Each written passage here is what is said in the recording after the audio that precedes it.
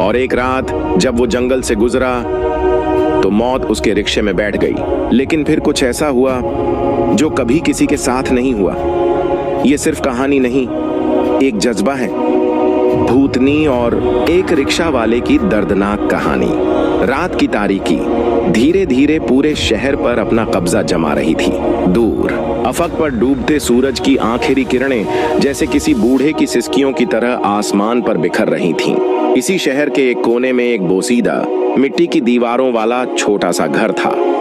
ये घर सज्जाद और उसकी बूढ़ी माँ का अकेला सहारा था। सज्जाद की उम्र कोई 20-22 बरस होगी। चेहरे पर गरीबी की लकीरें थीं, लेकिन आंखों में एक अजीब सी चमक, मेहनत, खुलूस और कुर्बानी की चमक। दिन भर वो अपनी माँ की खिदमत में मसरूफ रहता, दवाई, सफाई, खाना पकाना और बातें सुनना, सब कुछ खुद करता। वो दुनिया के लिए एक आम सा लड़का था, लेकिन अपनी माँ के लिए पूरी दुनिया। शाम के खाने के बाद जब माँ सो जाती तो सज्जाद खामोशी से घर से निकलता। वो एक पुराना सा ऑन्टो रिक्शा चलाता था जो किसी ने उसे कश्तों पर दिया था। यही उसकी रोजी रोटी थी। शहर के बाजार, स्टेशन और अस्पताल जहां कहीं से भी सवारियां मिलती, सज्जाद ले जाता। लेकिन एक रास्ता ऐसा था जहां जाने से सब डरते थे, जंगल वाला रास्ता। ये जंगल शहर के शुमाल में था, पुराना, घना और पुरअसरार। इसके बीच में एक पतली सी सड़क जाती थी जो शॉर्टकट थी, मगर बदनाम। लोग कहते थे कि जो भी वहां से गुजरता वो वापस नहीं आता। वहां एक भूतनी रहती थी, खूबसूरत लड़की की सूरत में लोगों को लुभाती, रिक्शे या गाड़ी में बैठती और फिर उन्हें हमेशा के लिए ले जाती। सज्जाद को इन बातों पर यकीन न था, या शायद जिंदगी ने उसे इतनी मोहलत ही न दी थी कि वो डर को वक्त देता। वो जानता था उसे हर रात कम से कम 500 रुपए कमाने होते हैं, वरना माँ की दवा और अगले दिन का नाश्ता मुमकिन नहीं। एक रात मामूल के मुताबिक वो निकला, रिक्शा स्टार्ट किया और शहर की तरफ चल पड़ा। रात का वक्त था, सड़कें सुनसान थीं। अचानक स्टेशन के पास एक लड़की खड़ी नजर आई। सफेद लिबास, खुले बाल, खामोश आंखें। कहाँ जाना है बहन? सज्जाद ने पूछा। जंगल वाले रास्ते से निकलकर जो गांव आता है वहां। सज्जाद एक लम्हे को चौंका, लेकिन फिर दिल को समझाया, डरो नहीं, अल्लाह मालिक है। लड़की रिक्शे में बैठ गई। खामोशी छाई रही। रास्ता सुनसान और पुरहौल था। जब वो जंगल में दाखिल हुए तो हवा की आवाज भी खतरनाक लगने लगी। परिंदे चुप थे, पत्तों की सरसराहट में अजीब डर छुपा था। सज्जाद को कुछ अजीब सा एहसास हुआ। दिल तेज धड़कने लगा। तुम्हें डर नहीं लगता? लड़की ने अचानक पूछा।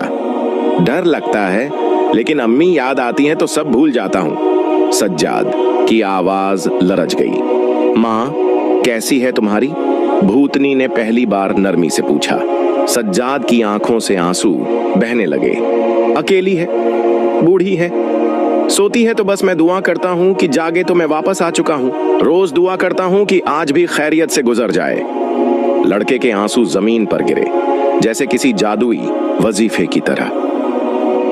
भूतनी ने चौंक कर उसकी तरफ देखा, आंखों में हैरानी और कुछ और, शायद एहसास।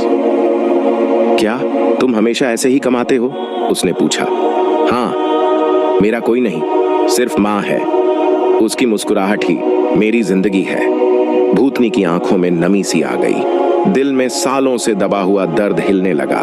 शायद वो भी कभी बेटी थी, किसी की लाडली, किसी माँ की उम्मीद। वो रिक्शे से उतर गई बिना कुछ कहे और चलती गई, जंगल में गुम हो गई। सज्जाद ने पीछे देखा, वो जा चुकी थी।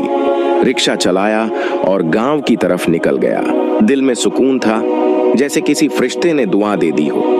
उसी रात सज्जाद के फोन पर एक मैसेज आया, कल उसी जगह दोबारा आना, तुम्हें मदद की जरूरत।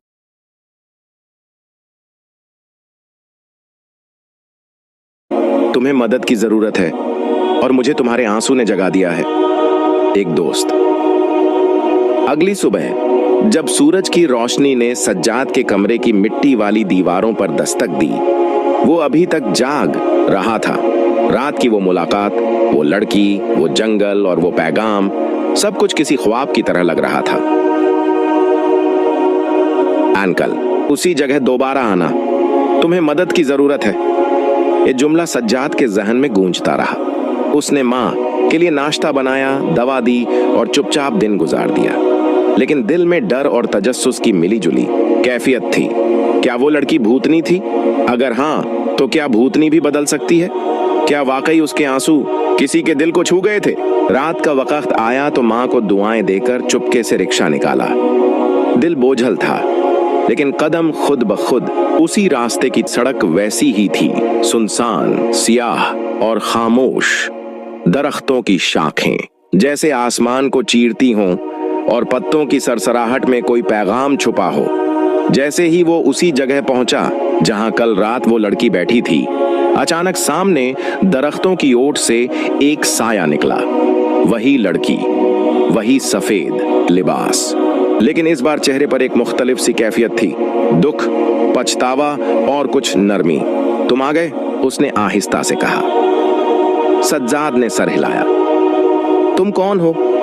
इंसान या कुछ और?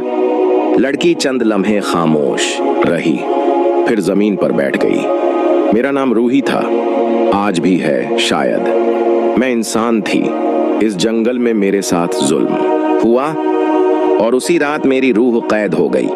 मैं भटकने लगी, बदला, इंतकाम और नफरत मेरी गडिजा बन गई। जो भी आता मैं उसे खत्म कर देती।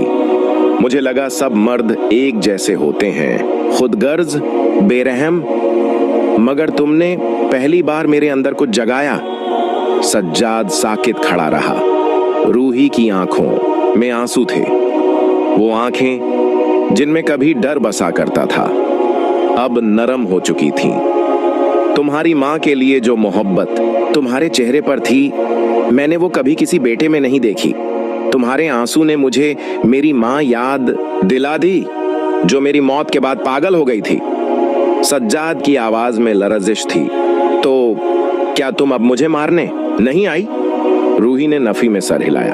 नहीं, अब मैं तुम्हारी मदद करना चाहती हूँ। तुम जैसे बेटे इस दुनिया के लिए रोशनी की किरण होते हैं। मैं जानती हूँ कि तुम्हारी जिंदगी मुश्किल है और शायद मैं इसे आसान बना सकती हूँ। इतना कहकर वो खड़ी हुई, हाथ उठाया और उसके गिर्द अजीब सी रोशनी फैल गई। अगले लम्हे सज्जाद का पुराना खस्ता हाल रिक्शा चमकते हुए नया हो चुका था। अंदर जदीद मीटर, म्यूजिक, एसी, सब कुछ था। ये क्या है? सज्जाद हैरतज़दा था। ये तुम्हारी मेहनत का सिला है, लेकिन एक शर्त पर, रोज रिज़्क़े हलाल कमाओ, किसी मजबूर को कभी न ठुकराओ और मेरी माँ के लिए एक दुआ जरूर किया करो। सज्जाद की आंखों से फिर आंसू निकल आए।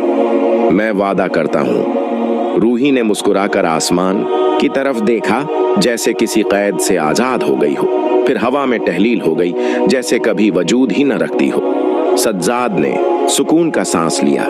दिल में शुक्र और रूह में एक रोशनी लिए वो वापस घर की तरफ रवाना हो गया। जब वो माँ के बिस्तर के पास पहुंचा तो वो आहिस्ता से बोली, बेटा, आज तो खुशबू आ रही है तुम्हारे साथ, जैसे कोई फरिश्ता आया हो। सज्जाद मुस्कुरा दिया और माँ का हाथ थाम लिया। आखिर में मोबाइल पर एक नया पैगाम आया। सफर अभी खत्म नहीं हुआ, तुम्हारी मदद के लिए और भी रूहें बेदार हो सकती हैं। रूही। सज्जाद की जिंदगी में जैसे एक नया मोड़ आ चुका था। रूही की मदद के बाद न सिर्फ उसका रिक्शा नया हो चुका था, बल्कि शहर में उसकी पहचान भी बदलने लगी थी। अब वो वही सज्जाद नहीं था जो पुराने कपड़ों में खस्ता हाल रिक्शा लेकर निकलता था। अब वो इज्जत से कमाता, मुस्कुराकर लोगों को मंजिल पर छोड़ता और दिल ही दिल में रूही के लिए दुआ करता।